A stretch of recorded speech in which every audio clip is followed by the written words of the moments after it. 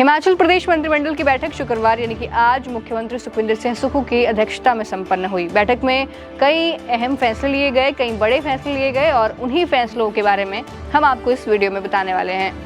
सबसे पहले फैसले की बात करते हैं। 127 पदों को भरने को लेकर मंजूरी दी गई। मंत्रिमंडल में लोक निर्माण विभाग में कनिष्ठ अभियंता, सिविल के 40 पद और कनिष्ठ तकनीशियन के 25 पद, जल शक्ति विभाग में कार्य निरीक्षक के 20 पद, राजस्व प्रशिक्षण संस्थान जोगिंद्रनगर में विभिन्न श्रेणियों के 7 पद और सैनिक कल्याण विभाग में विभिन्न श्रेणियों के 5 पद भरने का निर्णय लिया गया। बैठक में हमीरपुर जिले के 50 बिस्तरों वाले नागरिक अस्पताल सुजानपुर को 100 बिस्तरों वाले नागरिक अस्पताल में स्तरोन्नत करने के साथ विभिन्न श्रेणियों के 35 पदों को सृजन करने और भरने को मंजूरी दी गई। अगले फैसले की ओर बढ़ते हैं। मंत्रिमंडल में राज्य के प्राथमिक विद्यालयों में पहली कक्षा में प्रवेश लेने वाले बच्चों को आयु सीमा में 6 महीने की छूट देने का निर्णय लिया गया।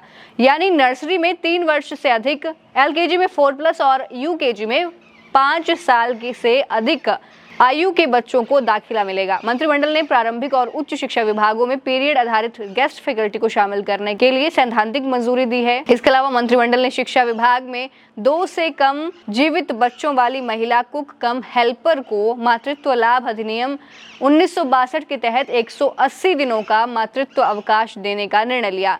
मंत्रिमंडल में बजट सत्र को मंजूरी दी गई। फरवरी महीने में बजट सत्र का आयोजन होगा। इसके अलावा बड़ा फैसला लड़कियों को लेकर किया गया है। क्या फैसला है इसके बारे में आपको बताते हैं। मंत्रिमंडल ने लड़कियों की विवाह योग्य आयु 18 वर्ष से बढ़ाकर 21 वर्ष करने और संबंधित अधिनियमों और नियमों में आवश्यक संशोधन करने का निर्णय लिया। बैठक में जिला कांगड़ा के धारवाग में मूल्यवर्धित उत्पादों के साथ 3 LLPD तक विस्तार योग्य शौचालय 1.5 लाख लीटर प्रतिदिन दूध प्रसंस्करण संयंत्र की स्थापना के लिए राष्ट्रीय डेयरी विकास बोर्ड से परामर्श सेवाओं के लिए समझौता ज्ञापन पर हस्ताक्षर करने को भी मंजूरी देने का निर्णय लिया गया।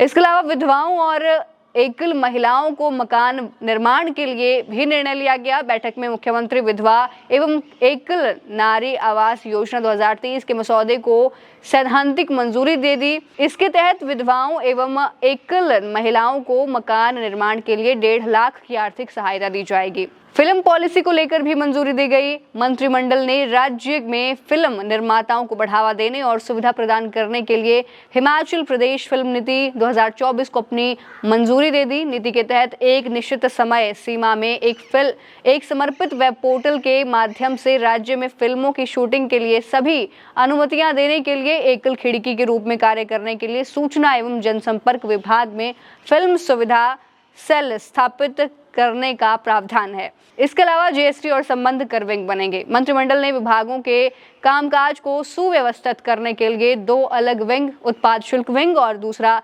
GST और संबंध कर विंग बनाकर राज्य कर और उत्पाद शुल्क विभाग के पुनर्गठन को अपनी मंजूरी दे दी। मंत्रिमंडल ने लंबित मूल्यांकन मामलों और बकाया का निपटान करने के लिए हिमाचल प्रदेश सद्भावना विरासत मामले समाधान योजना 2023 के तीसरे चरण को 1 जनवरी 2024 से 31 मार्च 2024 तक बढ़ाने की मंजूरी दी है। तो ये आज की बैठक में अहम फैसले लिए गए। नमस्कार, आप देख रहे हैं द न्यूज़ वॉरियर और मैं हूं आपके साथ सरोज।